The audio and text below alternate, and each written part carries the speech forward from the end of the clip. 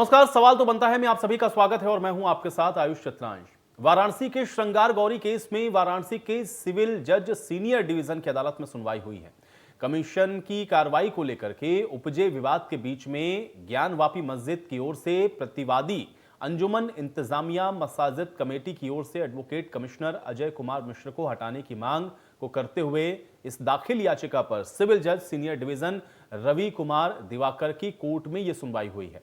अब अंजुमन इंतजामिया मसाजिद कमेटी की ओर से एडवोकेट कमिश्नर अजय कुमार मिश्रा को हटाने की मांग कोर्ट में की गई है। वहीं दूसरी तरफ वादी श्रृंगार गौरी पक्ष के वकील कोर्ट में ज्ञानवापी मस्जिद के सर्वे और वीडियो की कार्रवाई के लिए सक्षम अधिकारी को आदेश देने की मांग कर रहे हैं। कोर्ट ने दोनों पक्षों की दलीलें सुनने के बाद इस मामले की सुनवाई एक दिन के लिए टाल दी है और अब इस मामले पर 11 मई को सुनवाई होगी। अब एडवोकेट कमिश्नर बदलेंगे या फिर नहीं, इसको लेकर के कोर्ट 11 मई को अपना फैसला सुनाएगा। दूसरी तरफ ज्ञानवापी मस्जिद से ही जुड़े एक अन्य मामले में आज इलाहाबाद हाईकोर्ट में भी सुनवाई होनी थी। काशी विश्वनाथ मंदिर और ज्ञानवापी मस्जिद विवाद में वकीलों की हड़ताल के कारण 10 मई को सुनवाई नहीं हो सकी। अब इस मामले में अगली सुनवाई 16 मई को होगी। अब सवाल यह है कि क्या सुनवाई से ज्ञानवापी का जो प्रकरण है, जो विवाद है, वो सुलझेगा? अधिकारियों के सर्वे पर आखिर सवाल क्यों उठ रहे हैं और ज्ञानवापी परिसर के सर्वे से परहेज आखिर क्यों है?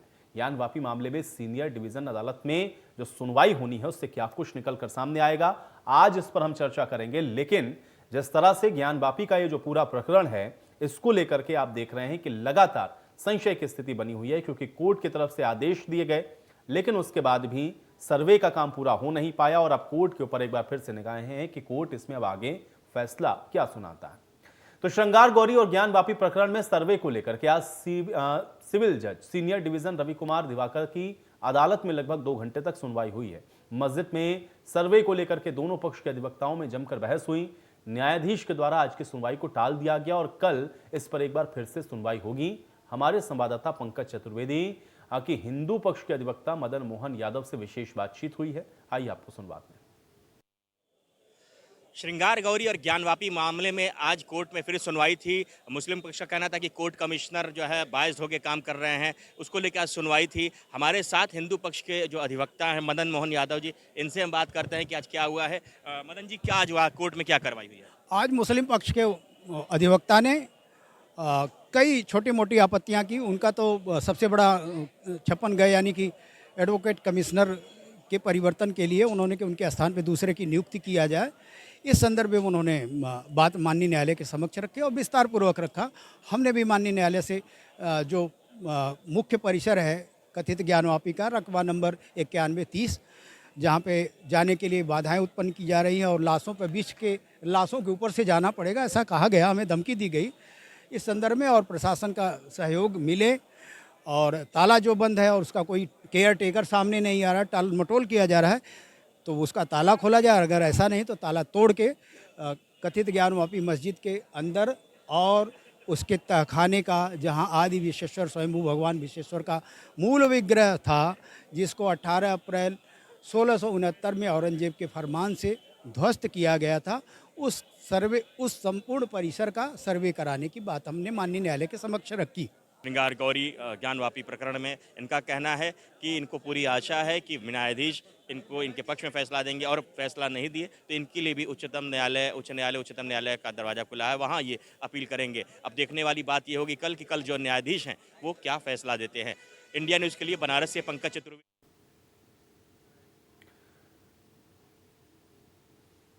तो अब कोर्ट के ऊपर ही सब कुछ डिपेंड करेगा, चूंकि निगाहें अब सबकी कोर्ट के ऊपर ही लगी हुई हैं कि आखिर कोर्ट इस पर आगे का जो निर्णय है वो क्या सुनाता है। लेकिन ज्ञानवापी परिसर में जो सर्वे होना था वो सर्वे रुका। सवाल यह है कि आखिर सर्वे से परहेज क्यों है और ज्ञानवापी को लेकर के जो तमाम तरह के दावे हैं, अब उस पर आगे क्या निर्णय लिया जाता है और कैसे ये कार्रवाई सुनिश्चित हो पाएगी, ये भी देखना बहुत महत्वपूर्ण होगा। क्योंकि जो वीडियोग्राफी कराने के आदेश कोर्ट की तरफ से दिए गए थे उसको भारी विरोध का सामना करना पड़ा और सर्वे करने गई टीम सर्वे कर नहीं पाई और अब तो कोर्ट कमिश्नर को भी बदलने को लेकर के याचिका है, साथ ही साथ सर्वे नहीं करने दिया गया। इसको लेकर के भी अब आगे कोर्ट का रुख इस पर क्या रहेगा, क्योंकि पूरे परिसर का सर्वे करने का की जो मांग है वो की जा रही है वादी पक्ष की तरफ से और अब इस पर कोर्ट को ही ये निर्णय करना है और कोर्ट के निर्णय के बाद भी क्या यह संभव हो पाएगा कि यहाँ पर जो सर्वे है वो काम हो सके। क्योंकि हिंदू पक्ष की तरफ से या सर्वे की टीम ने यह भी कहा कि जो प्रशासन है उसने भी सहयोग नहीं किया, और प्रशासन ने अगर सहयोग किया होता तो फिर यह सर्वे का काम पूरा हो सकता था। ये आरोप भी बहुत गंभीर है, और साथ ही साथ इसको लेकर के जो मुस्लिम पक्ष के ऐतराज़ हैं वो भी अपनी जगह पर हैं, और अब कोर्ट को इस पर यह तय करना है कि आगे इसमें वो निर्णय क्या लेती है, और कोर्ट इसका जो निर्णय लेगा या इस पर जो फैसला करेगा उसको प्रशासन कैसे एग्जीक्यूट कराएगा, ये भी सवाल उतना ही महत्वपूर्ण रहेगा। तो कुल मिलाकर ज्ञानवापी मस्जिद को लेकर के लगातार विवाद की स्थिति बनी हुई है। हालांकि इसको लेकर के पॉलिटिकल पार्टीज ये कह रही हैं कि इसको जानबूझ करके राजनीतिक रंग देने की कोशिश की जा रही है, ज्ञानवापी पॉलिटिकल एजेंडा है। कल अखिलेश यादव ने भी इस बात को कहा। तो आखिर सवाल यह है कि क्या ज्ञानवापी पर जानबूझकर सियासत हो रही है, क्या इस मामले को उछाला जा रहा है, और अगर कोर्ट के कोई आदेश हैं तो फिर उस कोर्ट के आदेश की पालना क्यों नहीं हो पा रही है, सर्वे की अगर इजाज़त दी गई थी तो सर्वे क्यों नहीं हो पा रहा है। ये बहुत महत्वपूर्ण प्रश्न है जो कि ज्ञानवापी के इस पूरे प्रकरण से जुड़े हुए हैं, लेकिन इसको लेकर के अपने अपने तर्क दोनों तरफ से रखे जा रहे हैं, और अब इस पर जो फैसला है या जो निर्णय है वो कोर्ट को ही लेना है। लेकिन अब सवाल यह है कि क्या सुनवाई से ही ज्ञानवापी प्रकरण का जो पूरा विवाद है वो सुलझ पाएगा, और जो दावे लगातार हो रहे हैं ज्ञानवापी श्रृंगार गौरी को लेकर के, उन दावों में कितनी सच्चाई है और कैसे इन दावों को पुख्ता किया जाएगा, कोर्ट के सामने एविडेंस के तौर पर क्या रखा जाएगा, ये बहुत महत्वपूर्ण प्रश्न है जो कि इस पूरे घटनाक्रम या इस पूरे प्रकरण के साथ जुड़े हुए हैं। और इस पर अब देखना यह है कि क्या कुछ निकलता है इस पूरे घटनाक्रम में आगे, क्योंकि जब तक सर्वे हो नहीं जाएगा, जब तक इसमें ये तय नहीं हो पाएगा कि अंदर क्या है, तब तक ये स्पष्ट नहीं हो सकेगा कि ये जो विवाद की स्थिति है उस पर कोर्ट आके जो निर्णय है वो क्या ले। लेकिन अभी जो स्थितियां फिलहाल मौके पर बनी हुई हैं उसको किस तरह से देखा जाए, आज ये बहुत महत्वपूर्ण है। और अब सबकी निगाहें फिलहाल अभी कोर्ट पर जाकर के टिकी हुई हैं कि कोर्ट इस पर आगे निर्णय क्या लेता है।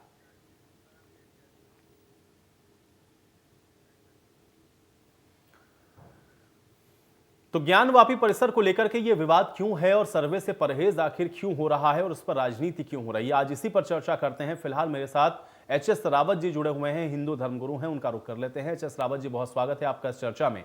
एच.एस. रावत जी, आपसे मैं ये जानना चाहूंगा और आपसे मैं ये समझना चाहूंगा कि आखिर जब कोर्ट कोई निर्णय दे रहा है या कोर्ट ने एक टीम भेजी कि जाके वहां पे सर्वे करिए, तो सर्वे का जिस तरह से विरोध होना शुरू हुआ और उसके पीछे के जो तर्क रखे गए, इसको आप किस तरह से देखते हैं? आपका पहला रिएक्शन मैं इसी पर चाहता हूं। देखिए आयुष जी, इस्लाम का बड़ा इतिहास है। इन लोगों ने अपनी शरीयत से सारे हिंदुओं को तोड़ा, कुछ छिपा हुआ, पूरे विश्व के से छिपा हुआ। और ये जब बातें आती हैं टालने की कोशिश, 492 वर्ष के बाद सुप्रीम कोर्ट का फैसला आया बाबरी मस्जिद वाला, भगवान राम के मंदिर का।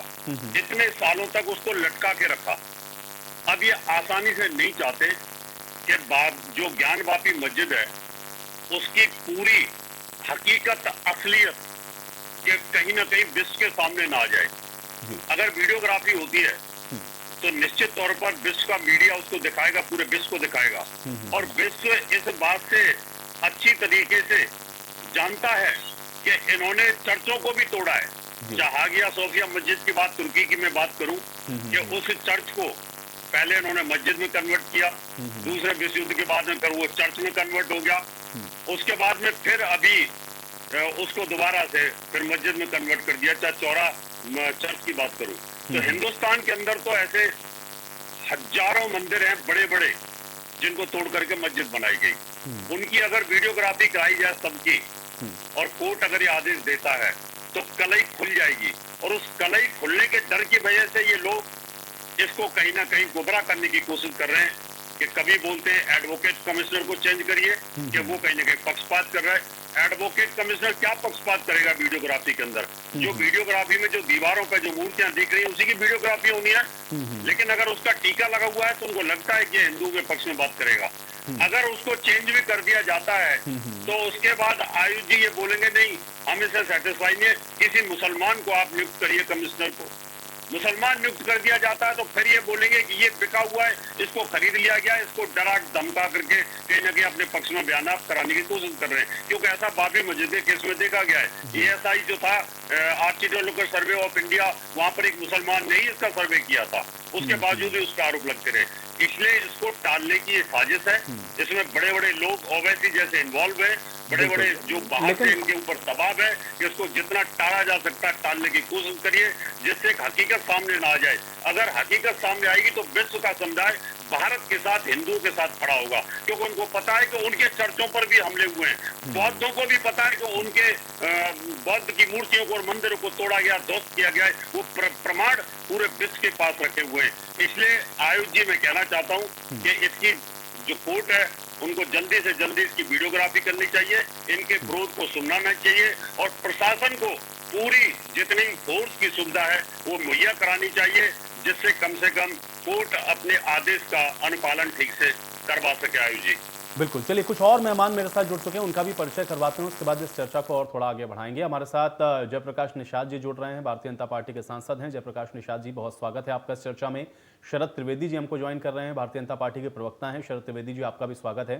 फजील अहमद जी हमारे साथ जुड़ चुके हैं, मुस्लिम स्कॉलर हैं। फजील अहमद जी, आपका भी स्वागत है। और शिल्पी चौधरी जी हमारे साथ जुड़ी हुई हैं, समाजवादी पार्टी के नेता हैं। शिल्पी चौधरी जी, आपका भी स्वागत है। जयप्रकाश निषाद जी, आपका ही रुख करूंगा मैं, क्योंकि जिस तरह से हम लोग देख रहे हैं ज्ञान वापी को लेकर के इस समय जो स्थितियां हैं, एक तरफ कोर्ट का आदेश है, दूसरी तरफ हम लोग देख रहे हैं कि इसी आदेश को लेकर के कुछ विरोध भी है कि आपको जो कोर्ट ने आदेश दिया है आप उसकी अनुपालना सही से नहीं कर रहे, और इसलिए फिर से यह मामला हम देख रहे हैं कि कोर्ट के अंदर एक बार चला गया है, कोर्ट को इस पर निर्णय लेना है। क्या आपको लग रहा है कि ज्ञानवापी परिसर को लेकर के समय जो स्थितियां हैं, क्योंकि इस पर यह भी कहा जा रहा है कि जानबूझ करके इसको पॉलिटिसाइज किया जा रहा है, राजनीतिक रंग देने की कोशिश की जा रही है, ये एक तरीके का पॉलिटिकल एजेंडा है, आपका रिएक्शन मैं इसके ऊपर चाहूंगा। आज ये पूरा देश आपका देख रहा है। इसके पहले भी अभी बहुत सारी बातें जो है सामने आई है।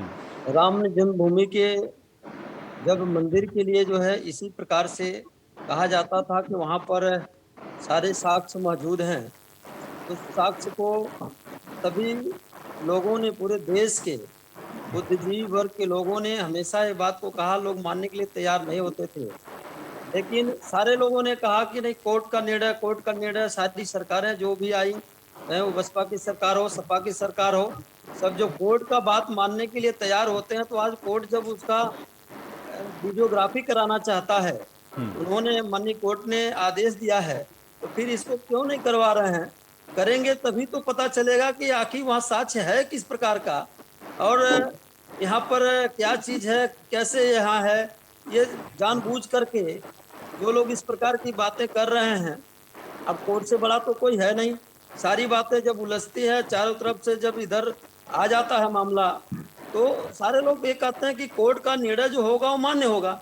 जब कोर्ट चाहता है कि इसको देखा जाए और उसको वहाँ का साक्ष्य लाया जाए, वीडियोग्राफी कराया जाए, तो मैं समझता हूँ कि सबको इसमें सहमति देनी चाहिए और सहमति दे करके इस कार्य को आगे बढ़ाना चाहिए, ताकि वहाँ जो भी है क्लियर हो सके और दूध का दूध, पानी का पानी हो सके। और कराने में परेशानी क्या है, मैं समझ नहीं पा रहा हूँ कि आखिर क्यों रोका जा रहा है, क्यों लोग रोकना चाहते हैं इसको। क्या मतलब ये साफ है कि यही लोग विवाद बढ़ाते हैं, जो लोग रोकना चाहते हैं, विवाद के जड़ तो यही लोग हैं। इन लोगों को इसमें जरा सा भी हस्तक्षेप नहीं करना चाहिए। हम सब जब जिस चीज को मानते हैं, ये देश मानता है, न्यायपालिका को सर्वोच्च मानता है, तो उसको मानना चाहिए। शिल्पी चौधरी जी, ये पॉलिटिकल एजेंडा ज्ञानवापी परिसर का क्यों नजर आता है? क्योंकि कल अखिलेश यादव जी भी यही बात कह रहे थे कि ये पूरी तरह से पॉलिटिकल एजेंडा है भारतीय जनता पार्टी का, ऐसा क्यों लगता है शिल्पी जी? देखिए, मुझसे पूर्व में जो स्कॉलर थे निषाद जी, उन्होंने भी कहा कि कोर्ट की प्रोसीडिंग्स को करने दिया जाए। तो कोर्ट की जो प्रोसीडिंग्स हैं, चाहे वीडियोग्राफी है, चाहे सर्वे है, जब तक वो होकर उसके पूरे तथ्य बाहर नहीं आ जाते, मुझे नहीं लगता इस पर किसी किस्म की बहस करनी चाहिए। और कोई भी पक्ष, चाहे इधर का पक्ष हो या उधर का पक्ष हो, उसे इस पूरी कार्यवाही में किसी भी किस्म का व्यवधान नहीं डालना चाहिए। जैसे लोगों ने राम जन्मभूमि के डिसीजन को, माननीय सुप्रीम कोर्ट के निर्णय को स्वीकार किया, मुझे पूरा विश्वास है कि सारे भारतीय उसी तरीके से ज्ञानवापी के सारी प्रोसीडिंग्स को मान्य करेंगे। लेकिन निवेदन उनसे ये है कि आपस में बंटवारा न करें कोई भी पॉलिटिकल पार्टी। अगर उसके नाम पर आप ये कहेंगे, कोई भी पक्ष ये कह रहा है कि लाशें बिक जाएंगी, वो भी गलत है। कोई भी पक्ष ये कह रहा है कि वो अंदर जाने नहीं देना चाहते क्योंकि वहाँ टीके लगे हैं, तो मुझे नहीं लगता कि इतने सालों नहीं, बाद लेकिन वहाँ शिल्पी कोई चौधरी टीके जी, आप लगे तो हैं। देखिए, आपने तो बड़ी तटस्थता के साथ और बड़ा न्यूट्रल होकर के आपने कहा कि किसी पक्ष को इसको लेकर के इस तरह के स्टेटमेंट नहीं करने चाहिए। लेकिन कल ही अखिलेश यादव ने कहा कि ये तो पॉलिटिकल एजेंडा है भारतीय जनता पार्टी का, ज्ञान वापी। तो आप लोग ही कह रहे हैं कि ये पॉलिटिकल एजेंडा है, क्यों कह रहे हैं फिर आप लोग? आप लोग परहेज करिए इससे। सामने नहीं, परहेज क्यों करें? अगर मान लीजिए नहीं, आप चाह रहे हैं कि अगर इसका आप इसका चाह रहे हैं कि राजनीतिकरण ना हो, और अगर आप कहेंगे एक पक्ष बोलेगा तो दूसरा तो उसको काउंटर करेगा। शिल्पी जी, इस पे राजनीति भारतीय जनता पार्टी कर रही है हमेशा की तरह। राम जन्मभूमि का मुद्दा खत्म हो गया तो राजनीति में बने रहने के लिए इन्हें एक और मुद्दा चाहिए। इसके बाद ये मथुरा वृंदावन की ओर बढ़ेंगे। तो ये जो करना चाहते हैं करें, लेकिन माननीय न्यायालय की देखरेख में करें, करते रहें। जनता को ये समझना है कि उसे न्याय भारतीय जनता पार्टी या समाजवादी पार्टी नहीं देगी, उसे न्यायालय न्याय देगा। और न्यायालय की जो भी प्रोसीडिंग लेकिन है ठीक है, ये बात बिल्कुल सही शिल्पी जी, वो तो हम सब इंतजार कर रहे हैं कि कोर्ट इस पर आगे का जो डिसीजन है वो क्या रखता है। लेकिन भारतीय जनता पार्टी ज्ञान वापी को लेकर के राजनीति कैसे कर रही है, इसको थोड़ा समझाइए ना शिल्पी जी। ज्ञान वापी से भारतीय जनता पार्टी के का क्या लेना देना है? अभी भारतीय जनता पार्टी तो उसकी कोई वादी भी नहीं है। लेना देना है, क्यों नहीं लेना देना है? क्या वहां पर एजिटेशन में, क्या विरोध में लोग खड़े नहीं हैं? अरे आप दूसरे पक्ष को, दूसरे संप्रदाय को समझाइए कि देखिए, आप हमको अपनी कार्यवाही करने दीजिए। क्यों एक संप्रदाय को आप पर बिल्कुल यकीन नहीं रह गया है? हमारे देश के लिए भी ये एक अच्छे संकेत नहीं है कि अगर एक समुदाय कहे कि नहीं, हम आपसे संतुष्ट नहीं है। माननीय प्रधानमंत्री जी का संसदीय क्षेत्र है, भारतीय जनता पार्टी की दूसरी सरकार है प्रदेश में, अगर उसके बावजूद जनता इतनी असुरक्षित महसूस कर रही है कि जो भी सरकारी कार्यवाही हो रही है वो पक्षपातपूर्ण है, तो ये सरकार के लिए उंगली उठाने वाली बात है। क्यों नहीं आप जनता में इस तरीके की सुरक्षा की भावना दे रहे हैं? क्यों नहीं उनको बता रहे हैं कि नहीं, हम आपके साथ हैं, जो भी होगा वो माननीय न्यायालय की देखरेख में होगा? ये जनता कर रही है। ठीक है, चलिए शरद त्रिवेदी जी, आप लोगों का राजनीतिक एजेंडा है। अखिलेश यादव कह रहे हैं कि भाई आप लोग जानबूझकर किस तरीके के मुद्दों को उछालते हैं। और अभी देखिए, यहाँ पे शिल्पी जी ने भी कहा राम मंदिर का मुद्दा खत्म हो गया, तब आप काशी विश्वनाथ या ज्ञान वापी को ले आए। जी, अखिल जी का क्या एजेंडा है वो तो जनता समझ गई और जनता ने उसको खारिज कर दिया और इनकी पार्टी को पिछले 8 साल से बाहर रखा है। 4 चुनाव हार चुके और 8 साल से सत्ता से बाहर है। दिक्कत ये है कि देखिए, इसमें ये जो अगर हम मुद्दे की बात करें तो ये केस 2 पार्टियों के बीच में है।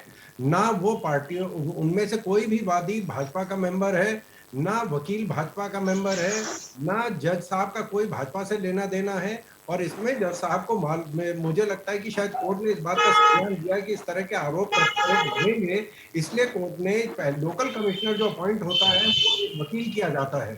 वकील को लोकल कमिश्नर होता है, वो ऑफिसर ऑफ कोर्ट होता है, जो जिसका काम है कि कोर्ट के तर्ज पे जाके रिपोर्ट देना, कोर्ट को उसके साक्ष्य आके बताना। लेकिन जब उन्हें मालूम था, शायद उन्होंने इसका संज्ञान लिया कि इस तरह की बातें होंगी, तो उन्होंने इसीलिए जो कमिश्नर अपॉइंट किया है वो सरकारी अफसर किया, जिससे पक्षपात की बात आप नहीं कर सकते हैं।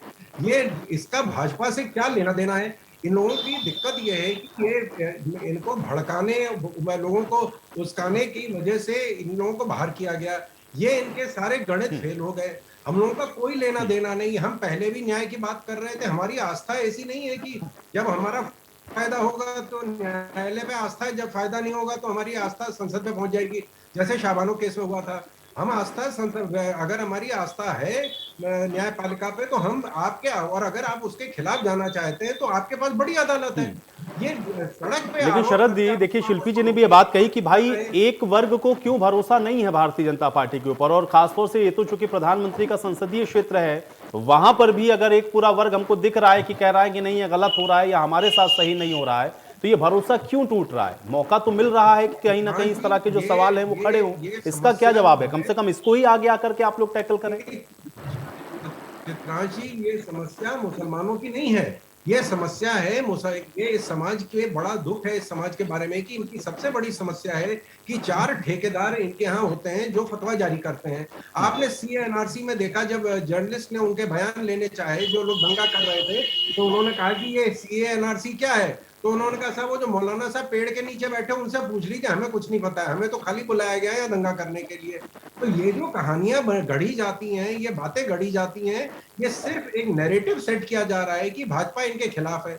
सर्वोच्च सम्मान UAE का और सऊदी अरेबिया का, जो डिक्लेयर्ड मुस्लिम देश है, उन्होंने हमारे माननीय प्रधानमंत्री को अपने देश का सर्वोच्च सम्मान दिया है। आज 75,000 ज्यादा हज यात्री जा रहे हैं क्योंकि उन्होंने सऊदी राजा से बात करके कहा कि हमारे यहाँ जब दूसरे सबसे ज्यादा मुसलमान हैं हमारे देश में, तो हमारे देश में भी दूसरे सबसे ज्यादा मुस्लिम हज यात्री होने चाहिए। 10,000 करोड़ का वजीफा मुस्लिम बच्चों के लिए दिया गया। लेकिन अगर आप ये कहना चाहते हैं तो इसका तो कोई इलाज नहीं है। उन्होंने और ये पार्टियां इनका फायदा उठाती हैं कि साहब पूरी कौम ठीक है, के अब आपका कहना ये है शरद जी कि ये पार्टियां फायदा उठाने के मकसद से इस तरह के बयानों को कोट करती हैं। ठीक है, मैं इसका जवाब ले लूंगा, लेकिन हमारे साथ फजील अहमद जी भी जुड़े हुए हैं, मैं उनका भी रुख करता हूं। फजील अहमद जी, किस तरह से आप देखेंगे, चूंकि विरोध भी हो रहा है, कोर्ट के अंदर भी है, कोर्ट कमिश्नर भी बदल दिया जाए, इसको लेकर के भी अर्जी है, और अब ये भी इस पर आरोप है कि ये भारतीय जनता पार्टी का पॉलिटिकल एजेंडा है। आपका रिएक्शन चाहूंगा मैं इस पर। देखिए, ये लोग बाबरी मस्जिद के मामले में भी कहते थे कि 40 साल से झूठ बोल रहे कि बाबर ने मंदिर तोड़ के मस्जिद बनाई। सुप्रीम कोर्ट के फैसले ने साफ साफ कह दिया कि न तो बाबर ने कोई मंदिर तोड़ा और न ही बाबर ने कोई मस्जिद बनाया, और वहां पे कोई मंदिर भी नहीं था, 400 साल जगह खाली रही। पूरा फैसला, ये लोग 40 साल से जो झूठ बोल रहे थे, इनके झूठ को उसने बेनकाब कर दिया। सुप्रीम कोर्ट के फैसले ने इनको बेनकाब कर दिया। अभी फिर ये झूठ बोल रहे हैं कि ज्ञानवापी में भी कुछ इस तरह के अवशेष हैं।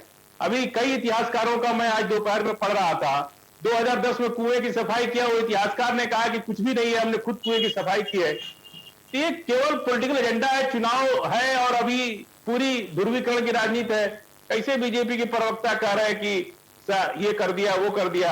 अरे भाई, आपको पाकिस्तान, आपको जो है UAE का मुसलमान अच्छा लगता है, आपको अरब का मुसलमान अच्छा लगता है, आपको दुबई का मुसलमान अच्छा लगता है, भारत के मुसलमान ने आपका क्या बिगाड़ा है कि आपको भारत का मुसलमान अच्छा नहीं लग रहा है? अरे भाई, दुनिया में जाकर के साफा पहनिए, माला पहनिए, ताज पहनिए, लेकिन अपने घर में अगर आप द्वेष रखेंगे, विद्वेष रखेंगे, तिरस्कार करेंगे, मुसलमानों का अपमान करेंगे, इस तरह की बातें करेंगे। जब 1991 में सारे लोग, देश ने तय करके एक कानून बना दिया था कि बाबरी मस्जिद के अलावा आप कोई मंदिर।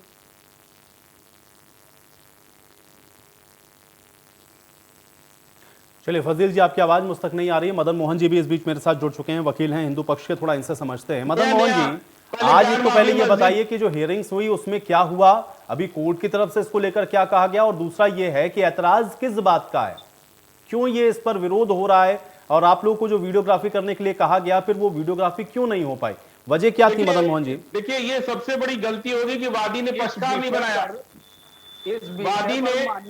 वादी ने पक्षकार नहीं बनाया और कोई इंटरव्यू नहीं किया। चलिए मदन मोहन जी, ये बोलते रहेंगे तो कैसे हम अपनी बात। नहीं मदन मोहन जी, ठीक है, अपनी बात रखें। आज माननीय न्यायालय के समक्ष हम हिंदू पक्ष के अधिवक्ताओं ने हमने अपना पक्ष रखा, और इनका जो एक 56 यानी कि इस आशय का प्रार्थना पत्र न्यायालय के समक्ष प्रस्तुत किया गया।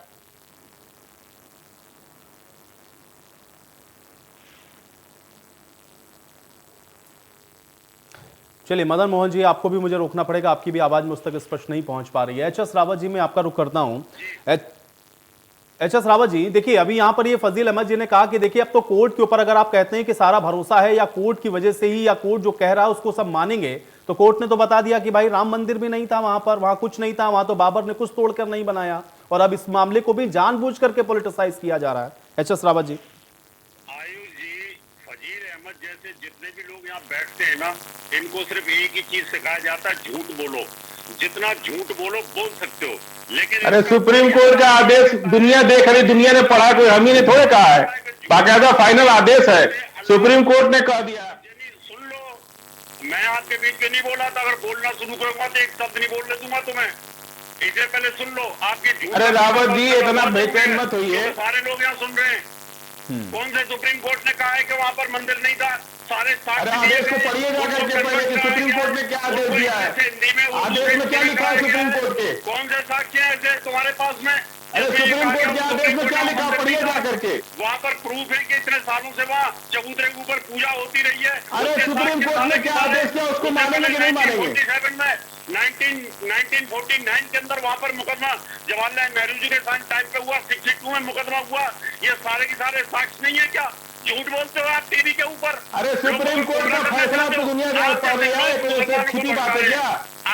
40 साल से आप लोग झूठ बोल रहे थे। खिलाफ सहानुभूति लेना चाहते हैं आप। 56-57 देश जो मुसलमान कंट्री है उनकी सहानुभूति लेना चाहते हैं कि हमें तो धमकाया जाता है, हमें तो पीटा जा रहा है, हमें तो कोर्ट पर कोर्ट हमारे साथ अन्याय करता है। अगर अन्याय कर रहा होता तो अकबरुद्दीन ओवैसी जिसने कितना घिनौना स्टेटमेंट दिया था हिंदुओं के खिलाफ, उसको भी कोर्ट ने बरी कर दिया। आप तो सिर्फ राजनीति करते झूठ की।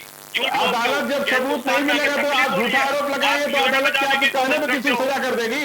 एक एक प्रूफ 492 साल का अंग्रेजों के टाइम पे मुकदमा चला, वहाँ पर सिया और सुन्नी का मुकदमा चला कि यहाँ पर ये पहले मंदिर था, इसकी मस्जिद हमने बनवाई थी, सियाओं ने मुकदमा लगा था। सारे प्रूफ कोर्ट के अंदर थे। आप कह रहे हो सुप्रीम कोर्ट ने फैसला कर दिया, वहाँ कोई मंत्री नहीं था। वहाँ ASI की खुदाई हुई, खुदाई के अंदर 152 प्रूफ निकले। वो 152 प्रूफ के अंदर एक मुसलमान सर्वेयर था, उसने वो प्रूफ वहाँ पर दिए। क्या वो खुदाई के अंदर मूर्तियां नहीं निकली? बेकार की झूठे बोलते हो आप। और अभी भी सर्वे के अंदर देखिए, देखिए मूर्तियां निकलेंगी ज्ञान वापी के अंदर, और अभी भी पीछे की जो दीवार है उसमें सरेआम दिखाई देता है कि सारी मूर्तियां लगी हुई हैं। सिर्फ झूठ मत बोलिए, सच बोलिए। और अगर सच है तो आप अपना दावा छोड़ दीजिए। वहाँ पर मंदिर को, वो मंदिर का रास्ता होना चाहिए, गौरी श्रृंगार का रास्ता हो जाना चाहिए क्लियर। आपको पता है कि सारे विश्व के इतिहासकारों ने लिखा है कि औरंगजेब ने कितने मंदिरों को तोड़ा था और कितने चर्चों को तोड़ा था। चर्च वाले इतिहासकारों को भी पता है। बस यहाँ दया की तरह एक तरह से बोल देते हो कि हमें तो झूठ का पर्दा या झूठ परोसने की कोशिश कर रहे हैं। जयप्रकाश निषाद जी राजनीति कर रहे हैं और आप लोगों को सूट करता है, यही आरोप लगता है घूम फिर करके आप लोगों के ऊपर। और ज्ञान वापी का भी मामला अब आप लोग इसलिए उठा रहे हैं क्योंकि अब राम मंदिर का मामला खत्म हो गया।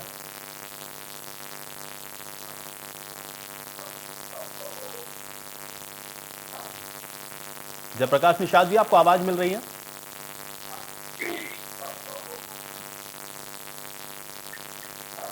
जयप्रकाश निषाद जी एक बार अनम्यूट कर लें आप, मुझे लगता है आपकी ऑडियो म्यूट है शायद।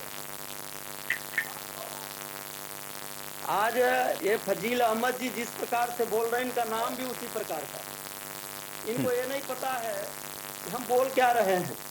या इनके जैसे लोग ही आज फंसा करके पूरा जो है पूरे कौम को मार डालते हैं। कौम इनको अच्छी तरह से पहचानेगा इनका।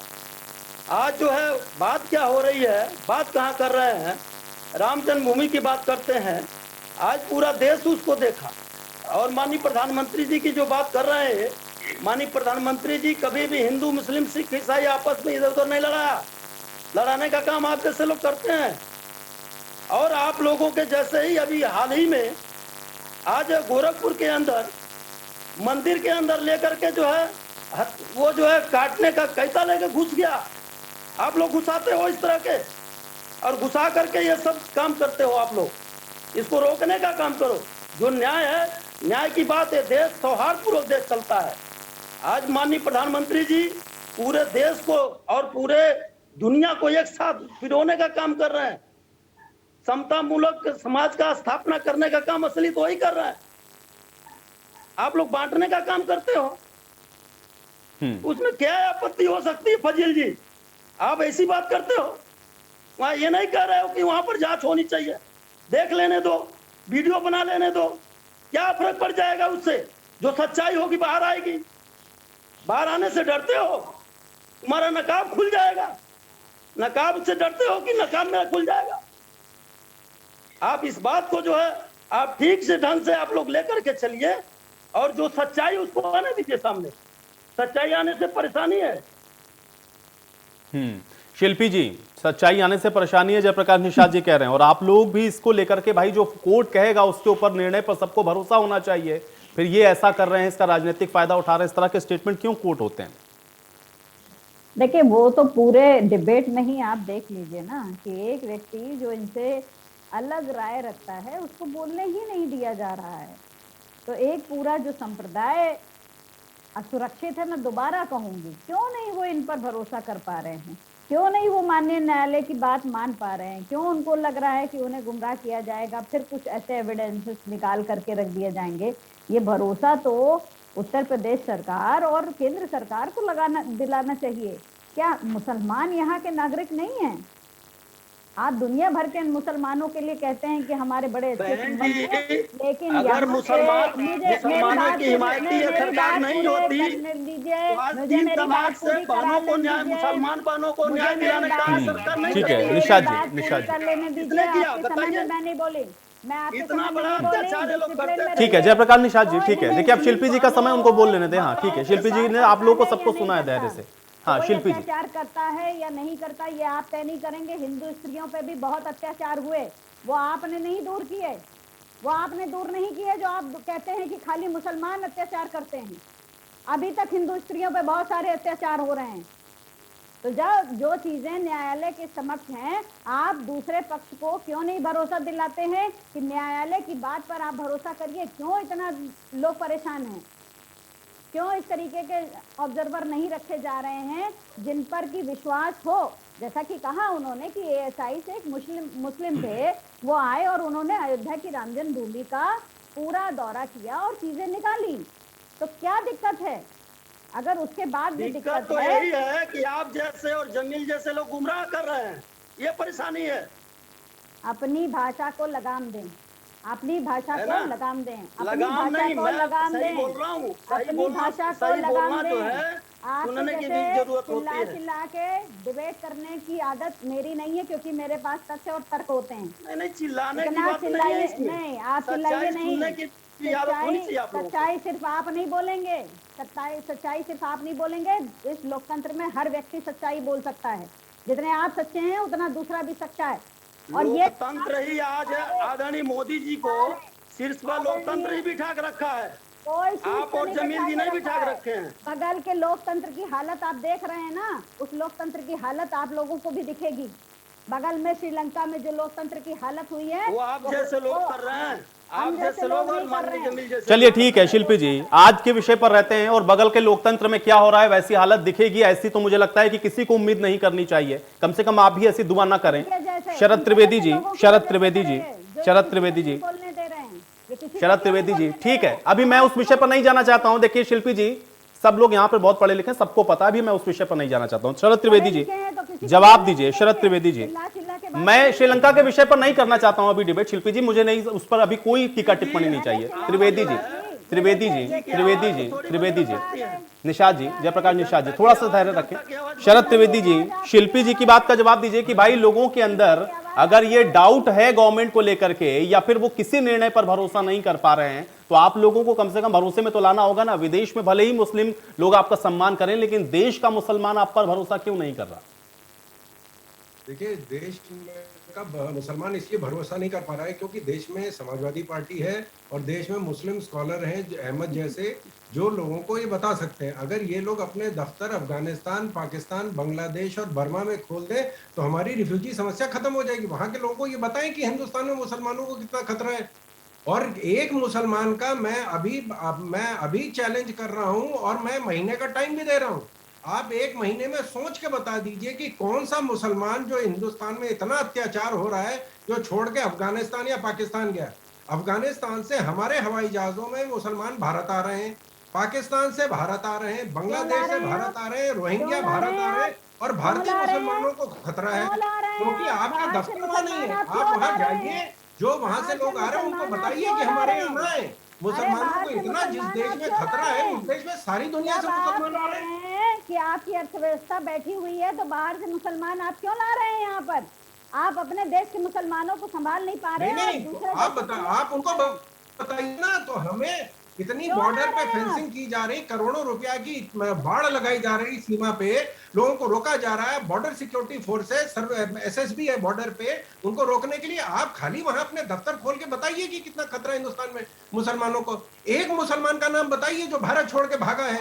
मुसलमानों को खतरा है और सब भारत आ रहे हैं। आपके कहने से कोई मुसलमान यहाँ से छोड़ के नहीं जाएगा, आप अपना घर छोड़ के जा रहे हैं। नहीं तो इतना खतरा है ना। अरे अगर मुझे इस देश में खतरा होगा तो तो मैं जाऊंगा। मुसलमान इस भारत का निवासी है, वो यहीं रहेगा। और नहीं तो खतरा है ना, उनको खतरा, उनको जान का खतरा है, बिल्कुल खतरा उनकी है, अस्मिता का खतरा है। लोगों की नीयत पे उनको और हम लोग हम सबसे बड़ी पार्टी हैं, लेकिन हम हर कचहरी में अपना दफ्तर नहीं खोल सकते हैं कि वहां पे जो वादी हो उनको समझाएं कि आप न्यायालय में आस्था रखिए। अरे आपको न्यायालय में आस्था नहीं तो आप सड़क पे उतर आइए।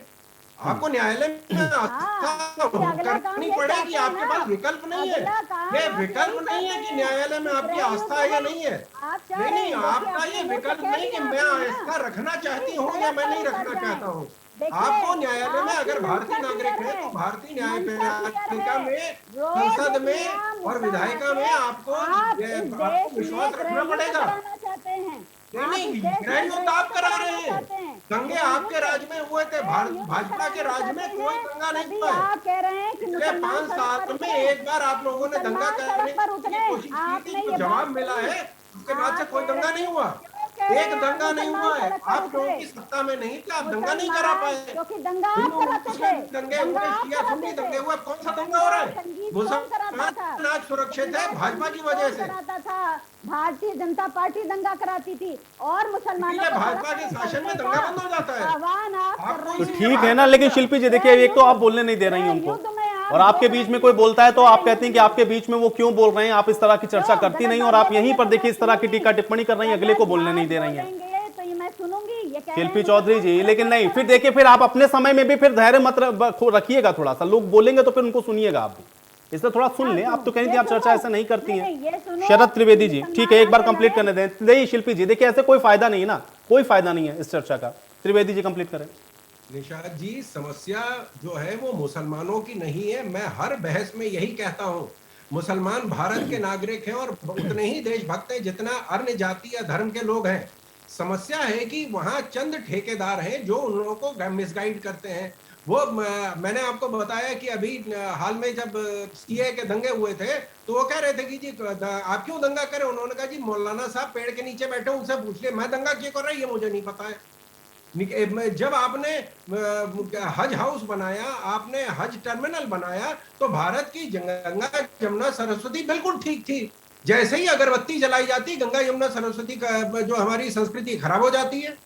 अरे कोई तर्क, कोई सिर पैर किसी बात का है? आप कहिए कि भैया आप अपने दफ्तर खोलिए विदेश में और वहां बताइए लोगों को कि इतना खतरा भारत में मत आइए। भारत का मुसलमान चीत्कार कर रहा है, भारत का मुसलमान कंधे से कंधा मिला के सबसे आगे बढ़ रहा है, देश की सेवा कर रहा है, फौज में सेवा कर रहा है, फौज में शहीद हुआ है देश के लिए। और आप बता रहे हैं कि जी हिंदू का, भारत का मुसलमान को खतरा है। 10,000 करोड़ वजीफे हम लोगों ने दिए हैं, भारत के मुसलमान को खतरा है। कंप्यूटराइजेशन मदरसों का कर रहे हैं, भारत के मुसलमान को खतरा है। सीएए जो है जिसका किसी भारतीय नागरिक से कोई लेना देना नहीं था, वो बता दिया गया। लेकिन शरद जी, लेकिन भरोसा तो नहीं, अगर भारतीय जनता पार्टी के ऊपर कर पा रहा है तो कुछ तो पॉलिसीज आपकी ऐसी हैं जिससे कनेक्ट नहीं है उनका। ये क्यों होता है कि भरोसा नहीं है भारतीय जनता पार्टी के ऊपर? विपक्ष जो है अपना नैरेटिव आगे ला रहा है, हम अपनी बात को ठीक से नहीं पहुंचा पा रहे हैं। विपक्ष खाली झूठ बोल रहा है। आप गोबल्स जो जर्मन प्रोपेगेंडा मिनिस्टर था, उसने कहा अगर आप झूठ को 100 बार बोलेंगे तो उसको सच मान लिया जाएगा। आप 24 घंटे अगर झूठ बोलेंगे तो लोग कहेंगे नहीं साहब, कुछ ना कुछ तो सत्यता होगी। अगर आप कुत्ते ने आदमी को काट लिया ये खबर नहीं है, आप बता दीजिए आदमी ने कुत्ते को काट लिया ये खबर हो जाएगी। अरे कोई सिर पैर है किसी बात का? भारत में किसी को कोई खतरा नहीं है। शिया सुन्नी दंगे होते थे, हिंदू मुस्लिम दंगे होते थे, सिख दंगे होते थे, अब कोई दंगा नहीं होता है। एकदम से सब लोग शरीफ नहीं हो गए। अब हम लोग न्यायपालिका, कार्यपालिका और संसद और विधायिका में लोगों की आस्था कर रहे हैं कि उनकी आस्था आए। हम लोगों ने दिल्ली की आबादी से ज्यादा उत्तर प्रदेश में शौचालय दिए हैं। इसका मतलब फजील अहमद जी, ठीक है फजील अहमद जी, इतना कुछ कर रहे हैं, उसके बाद भी आप लोगों को लग रहा है कि भाई यहाँ पे काम सही से हो नहीं रहा है या भरोसा नहीं है, भरोसा टूट रहा है। फजील अहमद जी,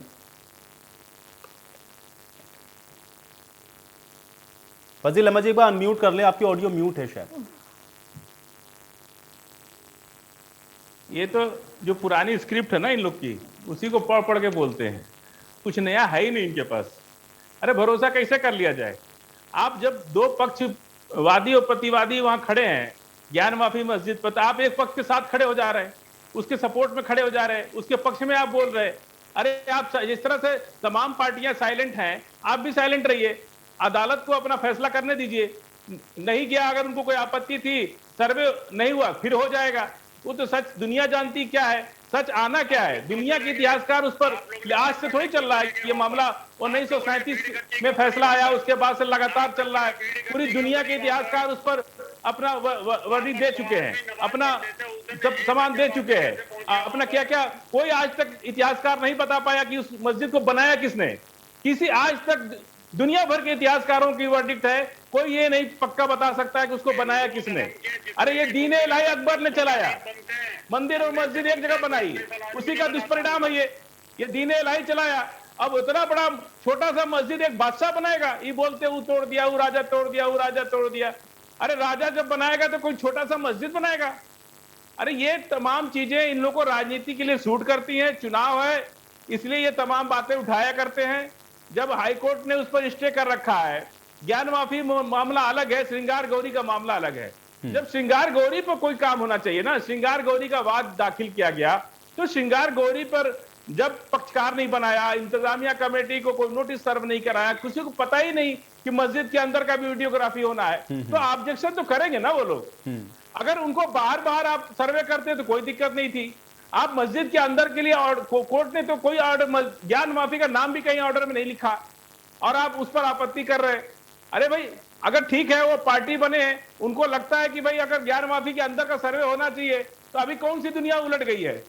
1937 से आज तक आप बैठे हैं, अभी उनको इंटरवीन किया है, उनको भी अदालत सुनेगी कि नहीं सुनेगी। ये कानून है कि नहीं कानून है। दोनों पक्ष को सिविल नेचर केस में दोनों पक्ष की सुनवाई होनी है कि नहीं होनी है। एक पक्ष को सुना गया, एक पक्ष को नहीं सुना गया, तो उस पर शरद त्रिपाठी जी जो है इतना आग बबूला हो रहा है कि क्यों नहीं किया। अरे भाई नहीं किया तो कर लेंगे, उसमें क्या दिक्कत है, थोड़ा समय तो दीजिए। एक पक्ष अगर कहीं से उसको लगता है कि हमारे साथ नाइंसाफी हो रही है, मस्जिद किसने बनाया, मंदिर कौन तोड़ा है, अब आज तो मस्जिद है ना, वो आज तो मस्जिद है ना। ऐसे तो किसका घर के ऊपर किसका घर बना हुआ है, आप जाके फैसला कर देंगे क्या उसका कि इस घर के अंदर मेरे दादा का घर था, आप छोड़ दीजिए अपना घर। इस तरह से तो बात नहीं बनती। और दुनिया के कोई इतिहासकार ये नहीं अभी साबित कर पाया कि वो मस्जिद बनाया किसने और मंदिर तोड़ा किसने। ये आज तक किसी ने नहीं प्रूव कर पाए, और इसका प्रूफ हो जाएगा तो फिर लड़ाई खत्म हो जाएगी। लड़ाई किस बात की रहेगी। एच.एस. रावत जी, हाँ एच.एस. रावत जी, मस्जिद नहीं है, अगर मस्जिद होती तो फजील अहमद 450। अरे आज क्या है, नमाज जुमा की कहाँ पढ़े लोग, जुमे की नमाज लोग कहाँ पढ़े। मस्जिद नहीं था तो नमाज कैसे पढ़ी गई वहां पे जाकर के। अगर वो मस्जिद है तो वहाँ पूजा क्यों होती है साल में एक बार गौरी श्रृंगार की। अरे जहाँ पूजा होती है वहाँ पूजा करिए, जहाँ नमाज होती है वहाँ नमाज हो रही है। कोई लड़ाई नहीं, आप लोग तो लड़ाई बीच में करा रहे बैठ करके। जहाँ पूजा हो रही है वहाँ पूजा हो रही, जहाँ नमाज होती है वहाँ नमाज हो रही, कोई झगड़ा ही नहीं है वहाँ पे किसी बात का। आप तो अपनी राजनीति रोटी सेकने के लिए आप दोनों को लड़ा रहे हो कि यहाँ पूजा यहाँ नहीं होगी, नमाज वहाँ नहीं होगी।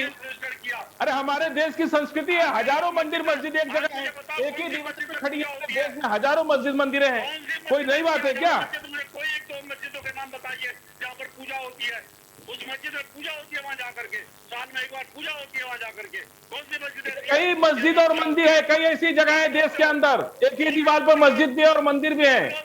कई 100 मस्जिद मंदिर है इस देश में ऐसी हैं जहाँ एक ही दीवार पर मंदिर भी है और मस्जिद भी है। इस्लाम इस बात को कहता है कि अकबर ने दीन इलाही चलाया, उस समय ये सारी मंदिर मस्जिदें बनी एक साथ। एक दीन इलाही को फेमस करने के लिए मंदिर और मस्जिद बनाई। अकबर ने जोधा माँ को अपने महल में मंदिर बना के दिया था कि नहीं दिया था। अकबर ने अपने महल में मंदिर बनाया था, जोधा माँ के लिए अकबर ने अपने महल में मंदिर बनाया था।